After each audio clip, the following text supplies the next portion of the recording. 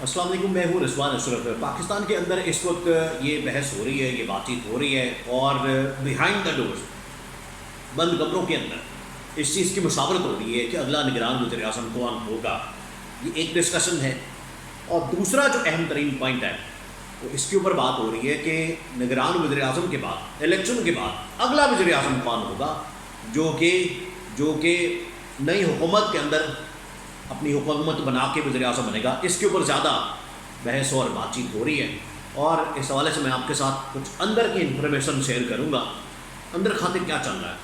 کون کون امیدوار ہے، کون کون کینڈیڈیٹ ہے وزیر اعظم کا، کون کون بننا چاہتا ہے، اور کس کس نے اپنی باری لگائی ہوئی ہے، کون کون کیا کر رہا ہے، کس کے ساتھ ڈیل ہو رہی ہے۔ یہ تمام چیزیں اس وقت جو سچویشن بنی ہوئی ہے وہ میں آپ کے سامنے آپ کے ساتھ شیئر کرتا ہوں۔ دیکھیے، شہباز شریف کی جانب سے یہ تو اب بتا دیا گیا ہے کہ اس حکومت نے اپنا ٹائم ٹینیور پورا کرنے کے بعد چلے جا رہے ہیں، تو اس حکومت کا جو ٹائم ہے، ٹینیور ہے، وہ تو اب مکمل ہو رہا ہے، اس میں تو کسی قسم کی ایکسٹینشن نہیں ہو رہی۔ اور جو سیکنڈ ہے، نگران حکومت کے بعد نگران حکومت ایک دفعہ بن جاتی ہے تو اس کو کیا کوئی ایکسٹینشن دی جائے گی، اس بارے میں ابھی بھی خوف ہے، ڈر ہے کہ اگر اس کو زیادہ نکال لیا گیا، اس کو لمبا کر دیا گیا، یا اس کو ایکسٹینشن دے دی گئی تو سب مارے جائیں گے، سب پھنس جائیں گے۔ یہ تو ایک بات۔ اور تیسرا، اب اس کے اوپر کون کون وزیر اعظم کا امیدوار ہے، کون کون بننا چاہتا ہے۔ دیکھیں، اس میں 4-5 نام ہیں، ان کو آپ نے سمجھنا ہے اور یہ کس طرح سے اپنی ڈیل بنانے کی کوشش کر رہے ہیں۔ پہلے شروع کرتے ہیں نواز شریف سے۔ نواز شریف اس وقت اپنے آپ کو چوتھی بار وزیر اعظم کے طور پر پیش کریں، وہ چاہتے ہیں کہ میں چوتھی بار وزیر اعظم بنوں۔ اب اس سلسلے میں نواز شریف کی آصف علی زرداری کے ساتھ ملاقاتیں ہوتی ہیں دبئی کے اندر، اور یہ جو ملاقاتیں ہوتی ہیں اس کے اندر بڑی لمبی چوڑی ڈسکشن ہوتی ہے، بڑی بات چیت ہوتی ہے کہ اگر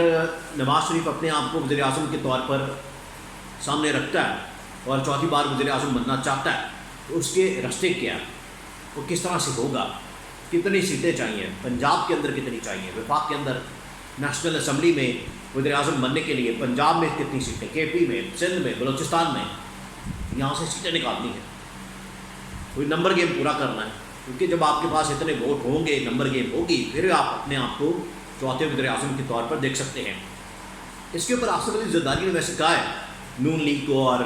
نواز شریف کو کہ یہ آپ کی چوتھی باری تو لگی ہوئی ہے، اور اس سے آگے اور کیا چاہتے ہیں، جو وفاق کے اندر لگی ہوئی ہے یہ آپ کی چوتھی باری ہے۔ اس سے پہلے 3 باریاں تو آپ لے چکے ہیں، ایک 90s کے اندر 2 باریاں، ایک 90، پھر اس کے بعد 97 میں، 1990 میں سیکنڈ باری، 97 میں تیسری باری آپ کی لگی 2013 میں، 2018 تک نون لیگ کی، تو یہ چوتھی باری ہے، یہ نون لیگ کی لگی ہوئی ہے۔ تو آپ کس چکر میں کہتے ہیں کہ میں چوتھی بار وزیر اعظم بنوں، تو چوتھی باری تو آپ کی پارٹی کی لگی ہوئی ہے۔ نواز شریف کہتا ہے نہیں، وہ میری پارٹی ٹھیک ہے، یہ تو ایک اتحادی حکومت ہے، یہ تو ایک الائنس کی حکومت ہے، یہ اتحادی جماعتوں کی مل ملا کے جس طرح سے بنائی گئی ہے، میں تو اس کے حق میں بھی نہیں تھا، میں تو نہیں چاہتا تھا کہ اس طرح کی حکومت بنے۔ ہاں ٹھیک ہے، اس میں ہمارا ایک مفاد بالکل تھا کہ ہم نے عمران خان کو مائنس کرنا ہے، سسٹم سے نکالنا ہے، کیونکہ وہ جو پلان بنا کے بیٹھا ہوا تھا اگلے 10 سال کے لیے، اگر وہ رہ جاتا تو اس کے بعد تو ہم سارے فارغ ہو جاتے۔ تو یہ میری چوتھی باری نہیں ہے، چوتھی باری وہ ہے جب میں وزیر اعظم بنوں گا پاکستان کے اندر۔ اس میں رکاوٹیں بہت ساری ہیں، ایک تو ڈسکوالیفیکیشن کا مسئلہ ہے، ڈسکوالیفیکیشن ختم ہوگی تو چوتھی باری کے لیے آپ کوالیفائی کریں گے، پہلی بات۔ دوسری بات یہ کہ اگر آپ نے یہ چوتھی باری کے لیے وزیر اعظم بننا ہے تو آپ کو پاکستان آنا پڑے گا، کیمپین کرنی پڑے گی، آپ کے اوپر اتنے کیسز ہیں اور کنوکشن ہے۔ اس کے لیے مکمل طور پر جب تک NRO ایک نہیں ملتا، جس طریقے سے 2007 میں ملا تھا مشرف کے ٹائم میں، اس طرح کا ایک مکمل پیکج NRO ڈیل نہیں ملتی، اتنی دیر تک آپ کے چانسز پاکستان کے اندر بہت کم ہیں، اور یہی نظر آ رہا ہے۔ اسی وجہ سے نواز شریف کو دبئی کے اندر ملاقاتیں کی، سعودی عرب کے اندر ملاقاتیں کی، اور اب واپس آنے کا پلان ہے لندن میں۔ واپسی پاکستان کے اندر آنے کے چانسز بہت کم ہیں، حالانکہ یہ زیادہ دور نہیں ہے، یہ ڈاکٹرز نے یہاں تک تو آنے کی اجازت دے دی ہے کہ یہ آپ پاس آ جائیں پاکستان کے، لیکن پاکستان نہیں آ سکتے۔ یہاں پر جو مسئلہ ہے، اصل میں مسئلہ کوئی اور ہے، بیماری کچھ اور ہے، یہ پرابلم ہے۔ اب یہ ہے، نواز شریف اپنے آپ کو چاہتا ہے کہ چوتھی بار وزیر اعظم وہ کوالیفائی کرے، وہ بنے اور چوتھی بار وزیر اعظم بنے۔ اس کے بعد آصف علی زرداری چاہتا ہے کہ بلاول بھٹو کو وزیر اعظم بنایا جائے۔ دیکھیں، آصف علی زرداری بڑی اخبار باتیں ڈالتا ہے۔ आसिफ अली जरदारी जिस तरीके से सियासत करता है, और ख़ास तौर पर इस्टेब्लिशमेंट के साथ मिलके, इस्टेब्लिशमेंट की टीम बन के जिस तरीके से पाकिस्तान के अंदर सबसे ज़्यादा अच्छे तरीके से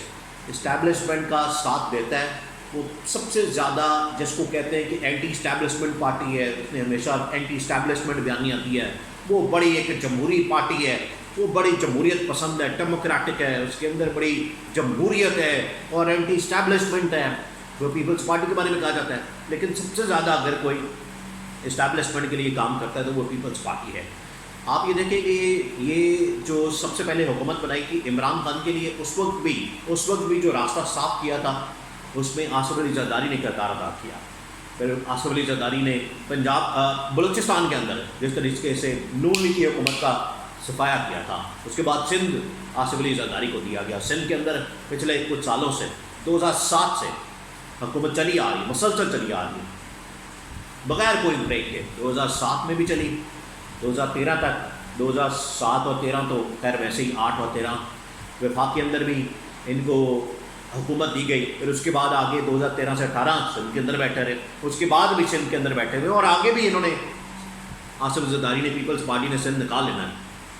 आगे ये बात हो रही है कि सिंध के साथ साथ मुझे वफाक दिया जाए, वफाकी हुकूमत दी जाए और बिलावल को वज़ीर आज़म बनाया जाए। अब आसिफ अली जरदारी पूरा गेम प्लान कर रहा है बिलावल के लिए, और ये नवाज शरीफ ने भी ऑप्शन रखी है कि अगर आप मुझे वज़ीर आज़म नहीं बनाते तो कम से कम फिर आप रास्ता निकालें मरीम नवाज़ के लिए, और मरीम नवाज़ को वफाकी हुकूमत में मुझे बनाने का मौका मिलता है या कुछ भी 3-4 जमातें मिला के कोई हुकूमत बनाई जाती है तो मरीम नवाज़ को इसका मौका दिया जाए वज़ीर आज़म बनने का। वो सेकंड ऑप्शन है। पहली ऑप्शन नवाज शरीफ की अपनी है कि मुझे वज़ीर आज़म बनाया जाए। शहबाज शरीफ ने भी बड़ी कोशिश की है, बड़ी दौड़ें लगाई हैं कि अगली बार वज़ीर आज़म मैं बन जाऊँ, मेरे चांसेस बन जाएँ, और इसी वजह से जाते जाते आखिरी महीने में ये जो IMF के साथ डील इंटरनेशनल लेवल के ऊपर सऊदी अरब, UAE, मोहम्मद बिन सलमान के साथ IMF के डायरेक्टर के साथ मुलाकातें और सब कुछ करना, हालांकि ये शहबाज शरीफ ने पहले IMF के साथ डील करके सारा क्रेडिट अपने आप को दिया है और साखदार को दिया, और इस तरह से लगा कि जैसे ये नून लीग ने सारा काम किया और उसमें भी शहबाज शरीफ ने सारा काम किया, साखदार भी किसी खाते में नहीं आ रहा था। लेकिन बाद में इनको समझाया गया कि आपने क्या कहना है। फिर इन्होंने जाके बात की है कि असल में क्रेडिट ये army chief general Asim Munir को जाता है। फिर इनको बताया गया, फिर इनको समझ आएगी कि यहाँ पर इस तरह से नहीं चलेगा, आप ये क्रेडिट लेने के चक्कर में ये जो सारा कुछ कर रहे हैं, ये जो पिछले 1.5 साल से तबाही और बर्बादी आई है, इसका भी फिर आप जिम्मेदारी लें। तो ये बताया गया। अब इसमें शहबाज शरीफ भी इस दौड़ में शामिल है। उसके बाद एक जो अहम तरीन PTI के चेयरमैन इमरान खान, जिनके हवाले से पाकिस्तान के अंदर बड़ी कोशिश हो रही है कि उनको सियासत निकालें, पार्टी ख़त्म करें, क्रश करें, उनको माइनस करें, अरेस्ट करें, जेल में डालें, गिरफ्तार करें, डिस्क्वालीफाई करें, कुछ भी करें, इमरान खान को कम से कम इस इलेक्शन में निकालना है और इस इलेक्शन में इसको इलेक्शन नहीं लड़ने देना। लेकिन अभी भी इमरान खान के पास चांसेस हैं। इमरान खान ने भी अपने आप को प्राइम मिनिस्टर कैंडिडेट के तौर पर पूरा प्रेजेंट किया है और बताया कि किस तरीके से पाकिस्तान को क्राइसिस से निकाला जा सकता है। तो ये 4-5 लोग हैं जो कि इस दौड़ में शामिल है प्राइम मिनिस्टर के लिए, और उसी की सारी भागदौड़, उसी के हवाले से डीलें और इसी के हवाले से मुलाकातें। अब ये पिछले 1 महीने से और अगले 3-4 महीने इसी के ऊपर ही सारी डिस्कशन और बहस होनी है। लेकिन फैसला तो आखिरकार आवाम ने करना है, वोटर्स के ज़रिए से करना है और इलेक्शन में करना है। इलेक्शन हो जाते हैं तो फिर उसके बाद कोई ना कोई एक आदमी, ज़्यादा चांसेस किसके हैं ये तो फिर आवाम ही इस बारे में फैसला करेगी।